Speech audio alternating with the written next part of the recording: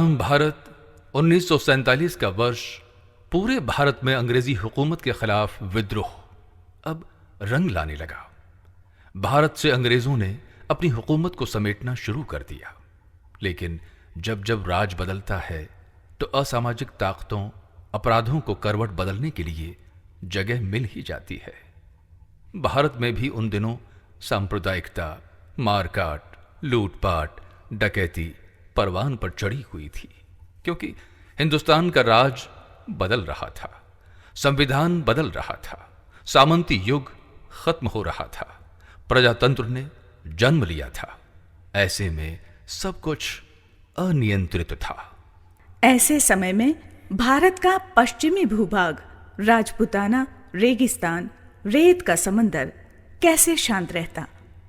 सांप्रदायिकता, बंटवारा, देश विभाजन, लोगों का अपना जमीन छोड़कर पलायन, भाई से भाई का विछोह, नाते रिश्तेदार, अड़ोसी पड़ोसी सब एक दूसरे से अलग होने लगे। इस समंदर में काली पीली आंधियां रोजमर्रा की बात थी, लेकिन अब की बार उठी आंधियां भाईचारा, प्रेम, विश्वास, शांति, नाते रिश्ते सब कुछ ले उड़ी। आंधियों में बरसती रेत के साथ यहां नफरत का जहर भी बरसा। हिंदुस्तान से एक टुकड़ा अलग कर पाकिस्तान बना दिया गया। ऐसी विषम परिस्थितियों में तपते रेगिस्तान में बाड़मेर जिले के छोटे से गांव कानोड़ा के एक मध्यवर्गीय जैन परिवार में 5 जुलाई सन 1947 को तपते सूर्य से तेज चुराकर श्री मुल्तान मल तातेड़ की पत्नी श्रीमती चंपा देवी की कोख से एक बालक ने जन्म लिया। इस यशस्वी बालक का नाम सोहन राज रखा गया। भरी जुलाई का महीना, जब रेत अंगारों की तरह दहकती है, पेड़ पौधे, जीव जंतु हवा में व्याप्त गर्मी के कारण सांस लेना भूलकर प्राण तज देते हैं। इस समय रेगिस्तान में सिर्फ परिचिकाएं ही जन्म लेती हैं, जो प्राणी जगत को छलावे के अलावा कुछ नहीं देती हैं। लेकिन बालक सोहनराज का जन्म इस समाज को ठगने, छलने के लिए नहीं, अपितु उसे कल्याणकारी राह दिखाने के लिए हुआ। आपके पैदा होने के बाद भारत 15 अगस्त सन 1947 को पूर्ण रूप से स्वतंत्र हो चुका था। लेकिन भारत का एक भूभाग, जो कालांतर में राजस्थान कहलाया, जिसका पश्चिमी भूभाग थार का रेगिस्तान, सदैव उपेक्षित ही रहा। जहां पीने को पानी नहीं मिले, वर्षा 2-3 वर्षों में एक बार होती हो, जानवरों तक के लिए चारा पानी उपलब्ध ना हो, वर्ष में एक फसल की आशा लिए किसान बार बार बुआई करते, कभी वर्षा हो जाए तो खाने को 2 रोटी मिल जाने जितना अनाज पैदा होने की आशा रखे, वरना या तो पलायन अथवा रोई जंगल से जो भी खाने योग्य मिल जाए गुजारा करना होगा।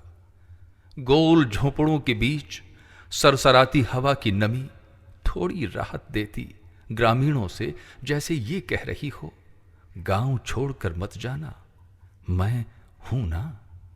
दूर दूर कुओं, तालाबों से पानी लाकर पीना, वर्षा का जल संग्रहण करना, पानी इस इलाके की बड़ी समस्या है, और पानी के बिना तो किसी संसार की कल्पना भी कैसे की जा सकती है। लेकिन इस मिट्टी के लोगों ने विषम परिस्थितियों में भी जीना सीख लिया। न सड़क, न स्कूल, सरकारी तंत्र का कोई निशान तक नहीं।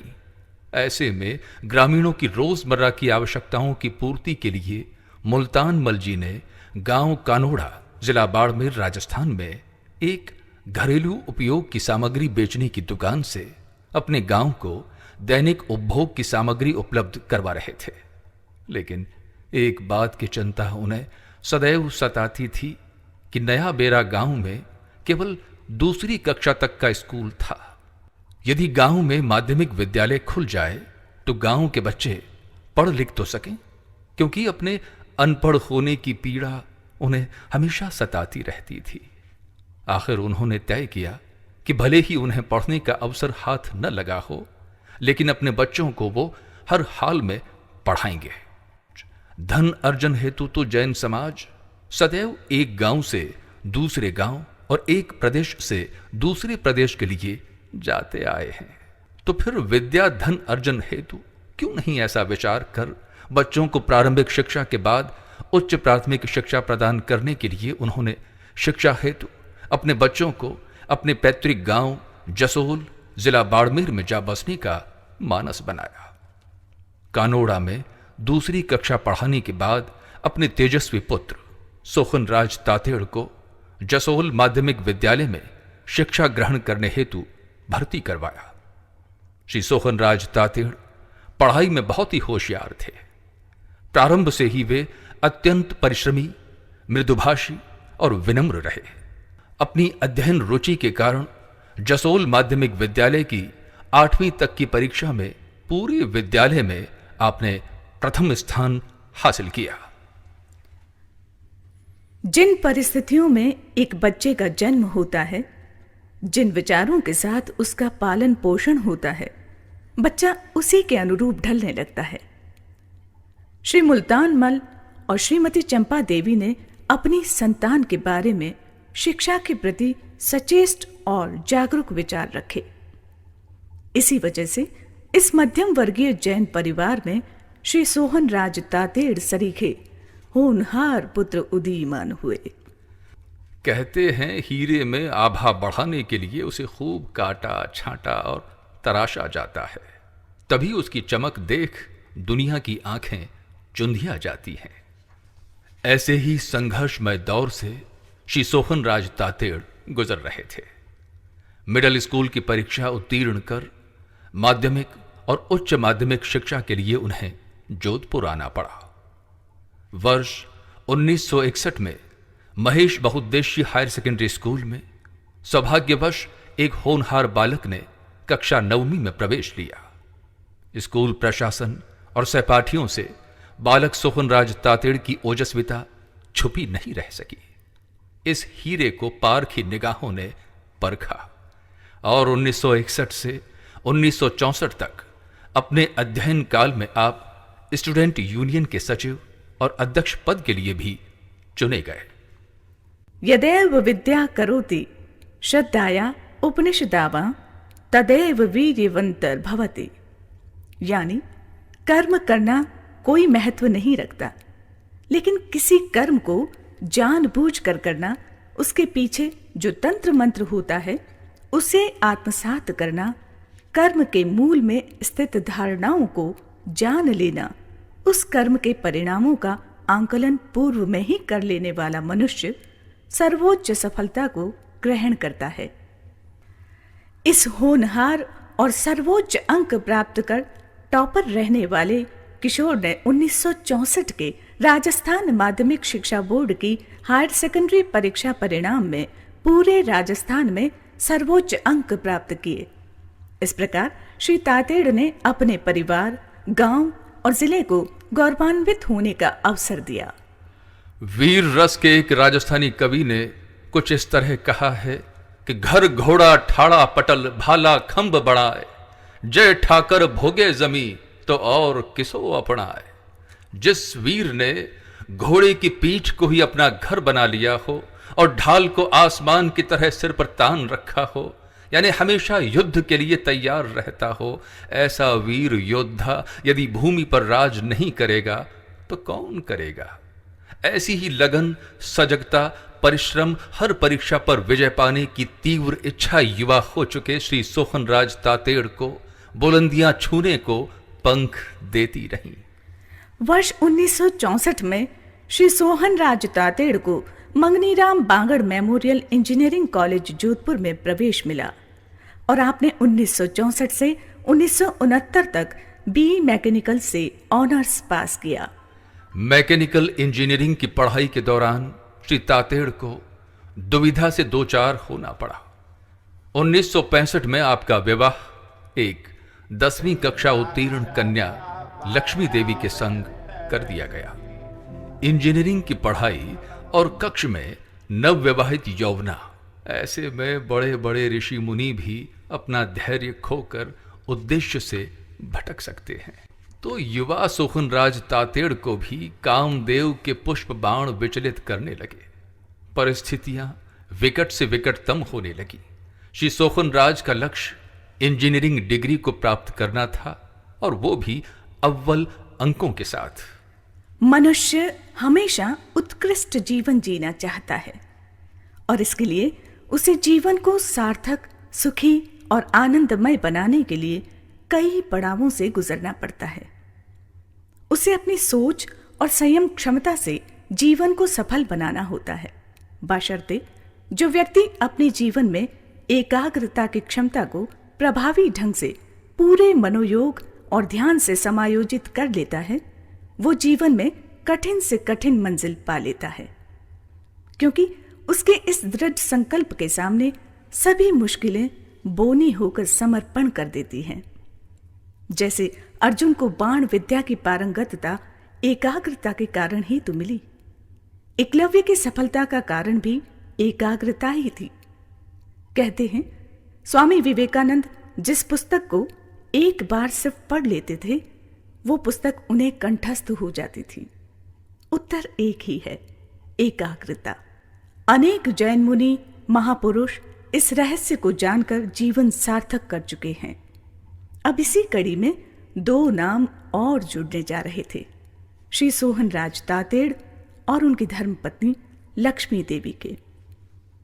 दोनों ने अपने सोच और संयम क्षमता का परिचय दिया, और इन दोनों ने 2 वर्ष तक ब्रह्मचर्य व्रत का पालन करने की ठानी। नवविवाहित जोड़े द्वारा ऐसी कठिन प्रतिज्ञा यानी प्रकृति के विरुद्ध जाने जैसी थी।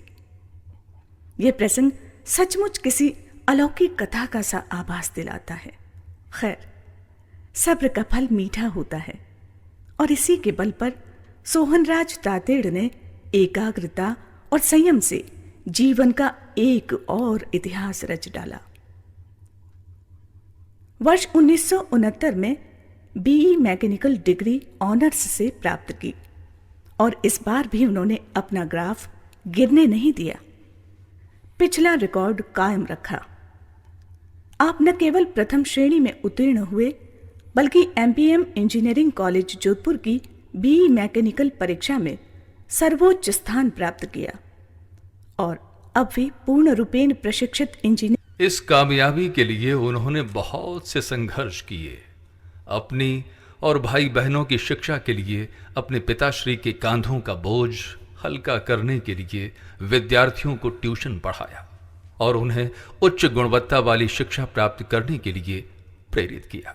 और शायद यहीं से श्री तातेड़ के मन में एक शिक्षक जाग उठा।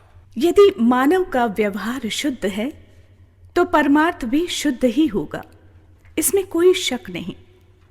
इसी सोच से श्री सोहनराज तातेड़ के माता पिता ने अपने बच्चों को आध्यात्मिक अनुभूति से जोड़ा। वे जानते थे कि संतान जितना हमारे शरीर का हिस्सा है, उतना ही हमारी आत्मा का भाग है। इसीलिए आत्मीयता बनाए रखने का स्थायी प्रयास होना चाहिए, और ये काम भक्ति के द्वारा ही हो सकता है। बच्चों को शुरू से ही धर्म की शिक्षा दी गई।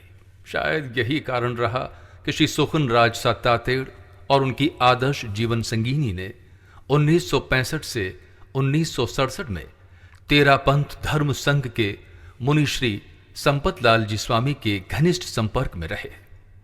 उन्होंने श्री तातेड़ को प्राकृत और संस्कृत में लिखित प्रतिक्रमण, 25 बोल, जैन सिद्धांत दीपिका और मनो अनुशासनम नामक ग्रंथों को कंठस्थ करवाया। उन्होंने दोनों को सपत्नीक जोड़े से जैन मुनि दीक्षा लेने के लिए प्रेरित भी किया।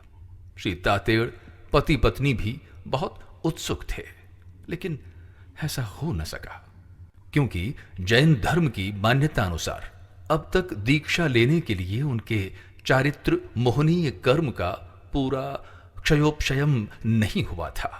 लेकिन श्री तातेड़ तेरापंथ धर्म संघ के प्रति हृदय की अतल गहराइयों से समर्पित रहे हैं। उनके मन में आचार्य श्री महाश्रमण जी के प्रति अगाध श्रद्धा है, आपने सदैव गुरुदेव तुलसी और गुरुदेव श्री महाप्रज्ञ जी के दिखाए पथ का अनुसरण किया।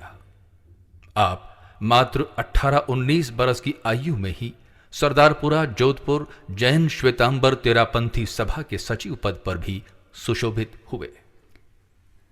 वर्ष 1970 पूर्व में बोए बीज ने फलदार वृक्ष का रूप ले लिया था। अब तक ज्ञानार्जन से प्राप्त डिग्री के आधार पर श्री सोहनराज तातेड़ को राजस्थान राज्य सेवा आयोग द्वारा चयन कर जन स्वास्थ्य अभियांत्रिकी विभाग पब्लिक हेल्थ इंजीनियरिंग डिपार्टमेंट में सहायक इंजीनियर के पद पर नियुक्त किया गया। लेकिन ज्ञान क्षुधा अभी तक शांत नहीं हुई थी। राजस्थान सरकार की राज्य सेवा में रहते हुए भी आपने आगे और अध्ययन जारी रखा। एमई जन स्वास्थ्य अभियांत्रिकी डिग्री उत्तीर्ण की और इस बार भी उन्होंने अपना वही प्रथम स्थान कायम रखा।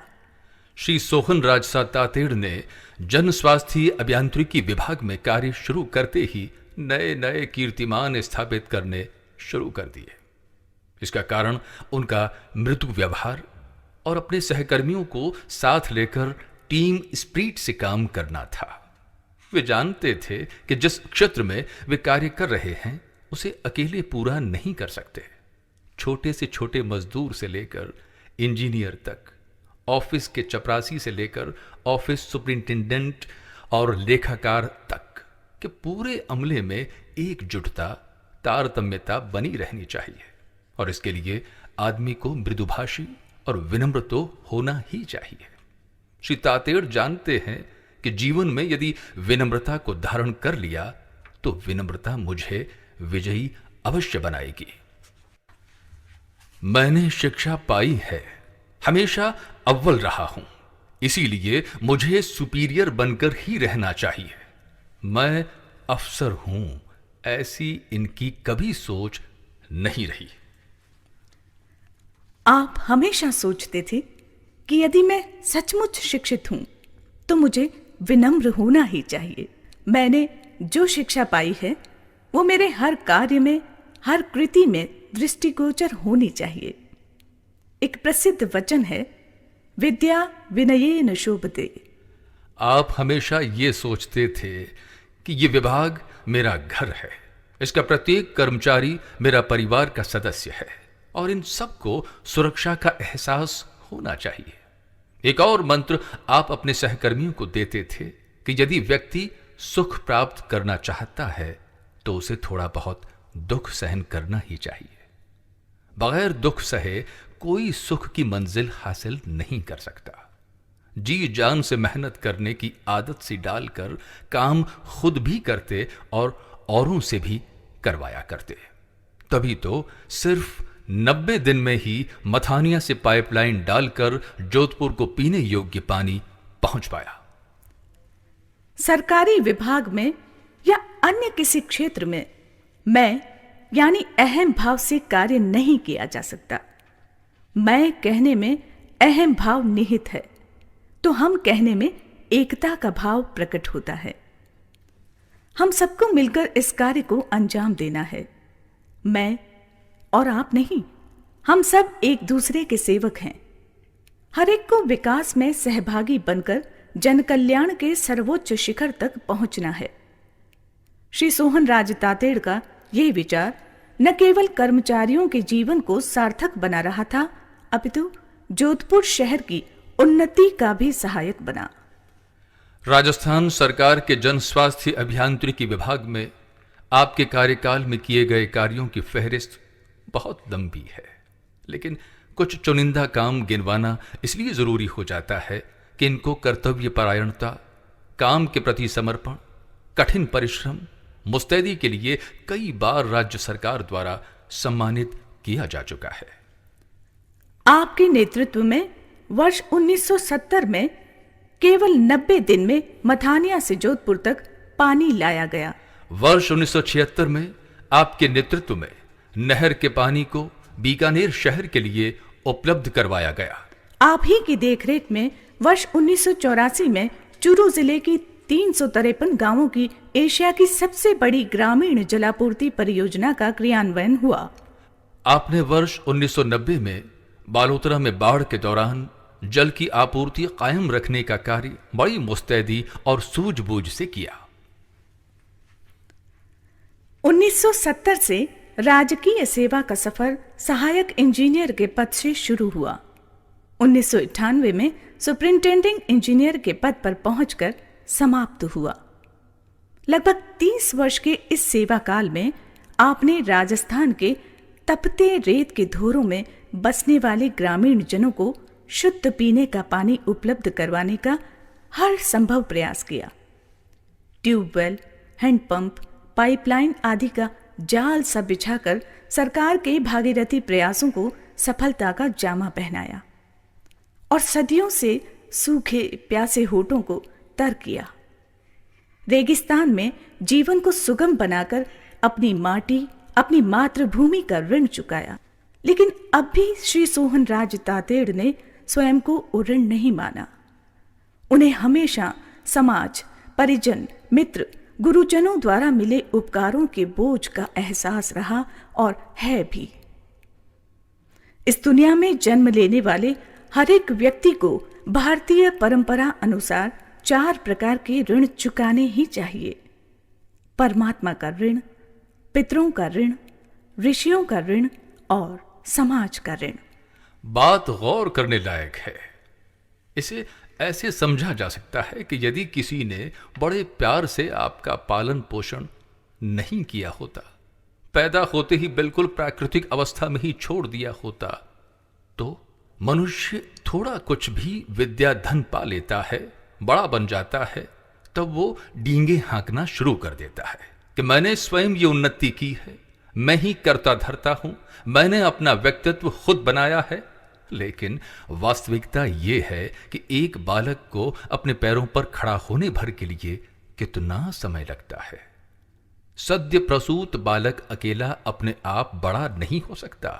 उसे माता पालती है, पिता सुरक्षा और निगरानी रखते हैं, भाई बहन, दादा दादी, नाना नानी, मित्र, गुरु, समाज, इन सब के उपकारों से लदा होता है, तब बालक बड़ा होता है। आदमी का जीवन प्रारंभ ही कृतज्ञता से होता है। मानव धर्म का सार तत्व ही कृतज्ञता है। श्री सोहनराज तातेड़ के मन में ये बात हमेशा गांठ की तरह बंधी रही कि मेरे लिए सब ने कुछ न कुछ किया है। किसी ने मेरे लिए कष्ट उठाए हैं तो किसी ने मुझे बहुमूल्य समय दिया है, किसी ने मुझ पर पैसा खर्च किया है तो किसी ने मेरी राह देखी है, तो किसी ने भोजन परोसकर मेरे खाने का इंतजार किया। मैं यूं ही अचानक बड़ा नहीं बन गया। ऐसे आचार विचार वाले व्यक्ति के लिए हर परिणाम अनुकूल ही तो होगा। श्री सोहनराज तातेड़ ने अपने आध्यात्मिक गुरु आचार्य महाप्रज्ञ जी की प्रेरणा से सन 1998 में अपने सेवा काल के 10 बरस शेष रहते हुए भी स्वैच्छिक सेवानिवृत्ति ले ली।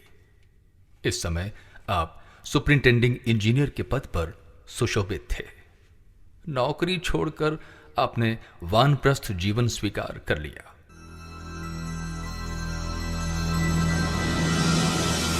सामान्य व्यक्ति कहां और किस समय जन्म लेता है, उसका लालन पालन किस प्रकार होता है, यह जानने की किसी को जिज्ञासा नहीं होती। किंतु जब उसका व्यक्तित्व व्यष्टि की सीमा को लांघकर समष्टिमय बनता है और उसका कर्तव्य सर्वजन हिताय सर्वजन सुखाय होता है, तो उसके जीवन में कण कण और क्षण क्षण को जानने की भावना जनमानस में अटखेलियां करने लगती हैं। उसका प्रत्येक क्रियाकलाप जनमानस जानना चाहता है। उसकी शारीरिक चेष्टाएं, मानसिक विचारधारा और वाक्पटुता का आलोक जनता जनार्दन में बिखरता है और उनमें नव जीवन फूंकते हुए सुषुप्त भावनाओं को जागृत करता है, तो वो संपूर्ण मानव जाति के लिए आदर्श बन जाता है। ऐसे ही एक आदर्श पुरुष का नाम है प्रोफेसर डॉक्टर सोहनराज तातेड़। भाइयों और बहनों, मैं मेरी उम्र के 70 वर्ष संपन्न करने जा रहा हूँ। मैंने अपनी अंग्रेजी में माई ऑटोबायोग्राफी पुस्तक भी लिखी है, वो संस्मरण आपके साथ शेयर करना चाहता हूँ। उसका मुख्य कारण ये है कि 70 वर्ष में मैंने क्या पाया वो आने वाली जनरेशन को मैं देना चाहता हूँ कि किस तरीके से मेरे अनुभवों का फायदा आने वाली जनरेशन जो है उसको ले और अपने जीवन का उत्थान करे।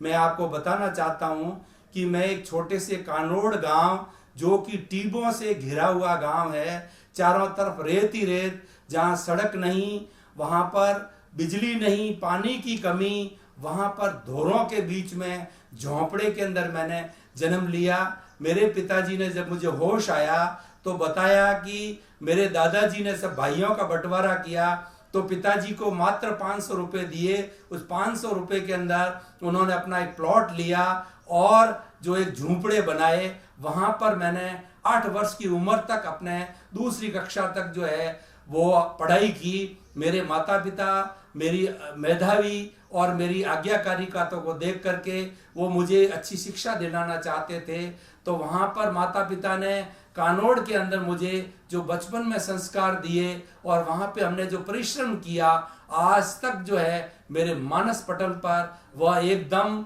सही प्रतीत हो रहा है कि किस तरीके से व्यक्ति अगर कोशिश करे तो वह छोटे से छोटे जीवन से बहुत बड़ा बन सकता है। जसोल के अंदर मैं 3rd क्लास के अंदर प्रवेश किया, हमारा पैतृक मकान है, भाइयों बहनों ने वहाँ पढ़ाई की। वहाँ एक शिव प्रसाद जी जोशी नाम के ऐसे टीचर थे जिनको मैं कभी भूल नहीं सकता, उनके प्रति कृतज्ञता ज्ञापित करता। उनके संतान नहीं थी, मैं प्राय उनके घर में रहता। 4-5 साल तक मुझे जी निब से अच्छा पढ़ना, लिखना, बोलना, डिबेटर, और उन्हीं की कृपा से मैंने 3री क्लास से लगा के 8वीं तक 1961 तक जो है मैं जसोल के अंदर प्रथम हमेशा कक्षा में आता रहा। और उसके बाद में मेरे माता पिता, हालांकि उनकी स्थिति ऐसी नहीं थी कि वो, हम 9 भाई बहन हैं, कि हमको पढ़ाते, लेकिन मेरी मेधावीपन को देख करके उन्होंने Jodhpur Mahesh multipurpose higher secondary के अंदर मुझे एडमिशन दिलाया। और वहाँ पर मुझे एक सरदार जी नाम के जो वार्डन थे महेश स्कूल हॉस्टल के, उनका बहुत बड़ा सहयोग मिला जो मैं जीवन के अंदर नहीं भूल सकता। इस पूरे मेरे इस वक्तव्य में